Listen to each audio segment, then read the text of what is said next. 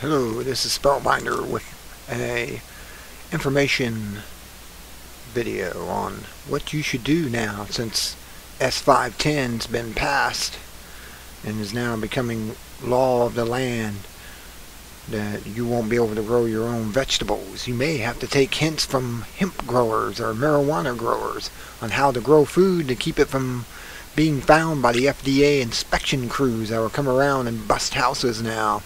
It's like they're busting for drugs, looking for vegetables that don't have toxins on them. This is pretty bad is what's happened. Mike Adams of the Health Food Network is very upset about this. He's basically wrote an article saying you have to go and find some marijuana growers and ask them how they hide their plants, because you're going to have to hide your vegetables now. You're going to be treated just like a criminal. Smuggling and stuff. They got that in the bill. Smuggling. You can't even carry any in your car. That would be considered smuggling, and they'll arrest you for it. This is how bad this country has gotten, because we let it go to the enemy. We let it go to the very people that World War I and World War II was all about, what we were fighting for. And now we're in trouble with it.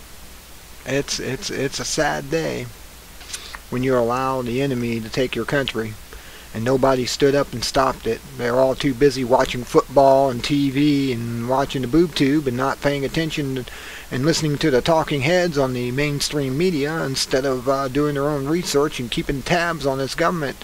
As soon as you take your eye off the government, even the founding fathers said that it would go corrupt.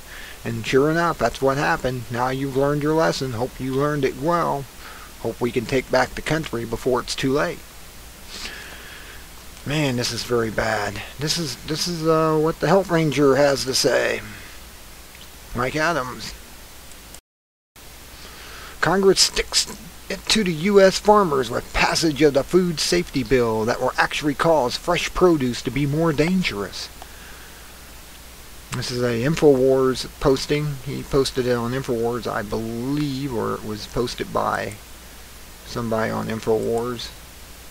And that's how it goes. Mike Adams, NaturalNews, Wednesday, December 22nd, 2010.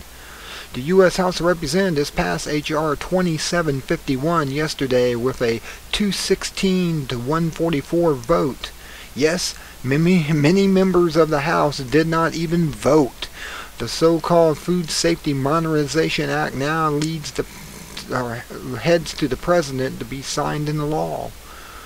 When witnessing such a moment in history, when the federal government greatly expands its power over the entire industry, it's important to understand the law of the unintended consequences. Virtually everything bad that happens after a bill gets passed is due to this law of unintended consequences. On the surface, the intention behind the Food Safety Bill seemed innocent enough. Let's all protect the food supply and prevent people from getting sick due to E. coli or salmonella exposure. But the reality of the result that emerges from this law is quite different. Get ready for more dangerous pesticide-ridden food from south of the border. Because the S.510/H.R.2751 Food Safety Bill places an enormous new burden on U.S. farmers, yes, even small farms that are supposedly exempt, it's going to drive many farmers out of business. It will also erect new barriers to farmers entering the food production business, and this is especially true for the small local farmers who grew food for local co-op farmer markets and CSA organizations commonly supported agriculture. What we're going to see from all this then is the following: a reduction in the available supply of fresh local produce, a loss of local farming know-how and food sustainability, the financial failure of the CSA's food co-ops and small local markets, the loss of countless jobs that were related to local food production, an increase in price of local food, especially organic food. The Food Safety Bill does nothing to address food imports. At the same time these huge regulatory burdens are thrust upon the U.S. farmer, there are no new regulations required for food grown outside the United States. This means the food coming into the USA from Mexico, Chile, Peru, and anywhere else does not have to meet the S.510 food safety regulations at all.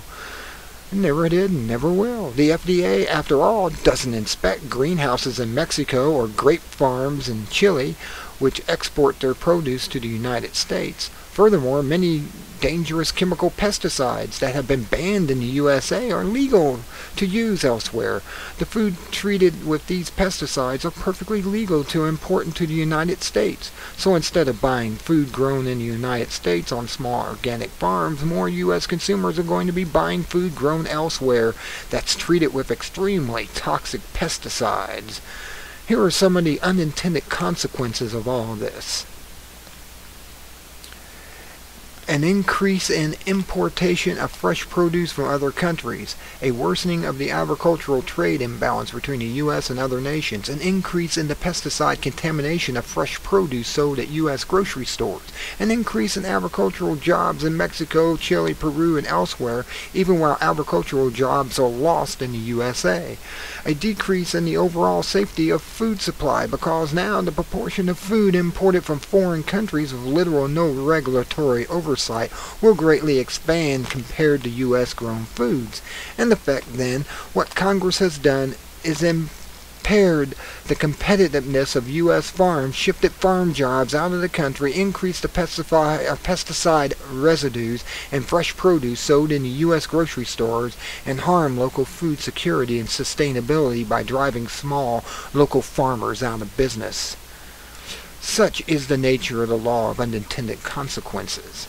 And such is the nature of just about everything that big government tries to do when it threatens to solve problems by expanding its regulatory control over almost any industry. We need food security in America. What Congress fails to understand is that we need food security far more than we need more FDA regulations. The knowledge that are based of local farmers who knows how to grow, harvest, and distribute food is far more valuable to the security of our nation than preventing a relatively small number of people from getting sick from E. coli each year, even if such a trade-off were a simplistic equation, which it isn't. Because if we lose food security, then we become slaves to the big corporate food producers who are attempting to centralize food production and place food, seed, and crops under their absolute control. That's right. Now you're at the mercy of the corporation. Enjoy. Get your GMO today. A cynic might even suggest that the whole purpose of the Food Safety Bill in the first place was to destroy small farmers and centralize food production power into the hands of a few wealthy corporations. Whether that was the intent or not, it's certainly going to be the effect. Yes, the cause and effect. What Congress has done with the Food Safety Bill in effect is cripple America's food production know-how and poison the population with far more dangerous pesticide-ridden produce that will now be imported from other countries instead. This bill should have been called the Mexico Farming Job Act because it's going to shift countless jobs south of the border as farms in the USA realize they simply can't operate under the immense burden of the FDA regulatory tyranny. Yes, the Food of Death Administration. What's the definition of insanity? It all makes you wonder what the members of Congress are really thinking. Do they ever step back and attempt to consider the real-world ratifications of their actions? Time and time again, the U.S. government seems to do the opposite of what would reasonably be required to solve problems. Think about it. When the U.S. government wanted to stop Wall Street bankers and investment firms from wasting money, it simply handed them a few $1 trillion and a new money so they could waste more. When the government wanted to end debt spending, it spent more debt money out of the foolish belief that you can somehow end your debt by going deeper into it. When the government claimed it would reduce your health cost care and cover everyone with health insurance, it passed a sick care law that has only seen health care costs spiraling out of control, while insurers cancel policies and end coverage for many children.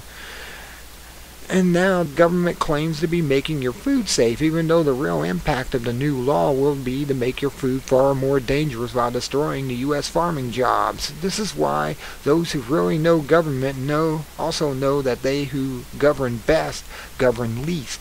Instead of trying to fix all nations' problems by meddling with the action of the hard-working people trying to make a living, such as organic farmers, the government needs to simply get out of the way and let farmers produce their food without the heavy regulatory burden of the FDA, an agency that we know is frequently engaged in actions that can only be called criminal in nature. See this link. Get ready for skyrocketing food prices in 2011-2013. With the passage of this safety bill, I am now publicly predicting skyrocketing food prices over the next 2 years. We will see fresh local produce become increasingly more expensive and more difficult to acquire. Many local farmers will shutter their business, and farming know-how will be lost for perhaps a generation. The damage that will be done to the American food security and agricultural base is incalculable. Such is the price we shall pay for allowing our representatives in Washington District of Criminals to once again violate our natural right to grow food and exchange it for goods or cash with our neighbors. The reason this natural right was never even mentioned in the Constitution, by the way, is because the right to grow your own food without government interference is such an obvious natural right, a God-given right, or a right that is self-evident that our forefathers never imagined such a right would be infringed by the federal government. Or if a right were ever infringed by the federal government, our forefathers were certain that the citizen of the United States of America would exercise their constitutional rights to nullify the attempt of overreacting authority of the federal government and thereby restore their freedom. Sadly, such a solution does not work with the majority of the population is lured into a false sense of freedom by the government that deliberately lies to them on a daily basis. Freedom does not exist with the vast majority of the population, has no interest in defending it. Vegetable gardens can learn something from marijuana growers. Better buy yourself some hidden seed or heirloom seeds while you can have the chance. Plant your stealth garden and cover it with camouflage so the government can't see it and order you to destroy it. Soon backyard vegetable gardenings will need to operate like marijuana growers and start hiding their food from the government's praying eyes. No doubt the U.S. federal government will start using spy satellites to identify unregistered gardens and will be targeting for termination. Soon small farmers may even be raided by armed FDA agents who terrorize their operation and seize cabbages.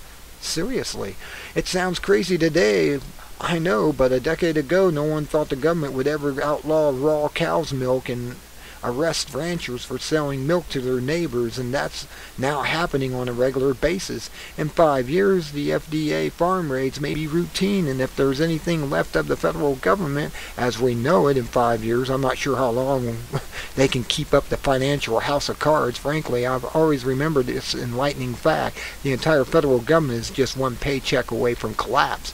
I wonder how long the FDA inspectors will keep harassing farmers if their paychecks stop. Remember, the FDA employees have no loyalty to anything other than their paychecks.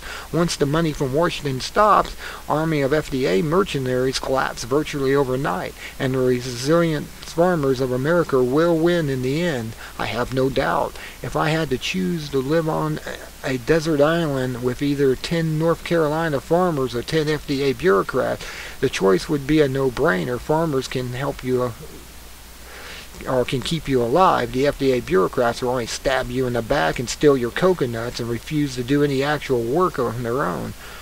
They are, after all, the parasites who feed on taxpayer dollars and lend nothing of value to society. If the FDA actually did anything useful at all, it would ban the mercury fillings to protect the public from mercury toxicity.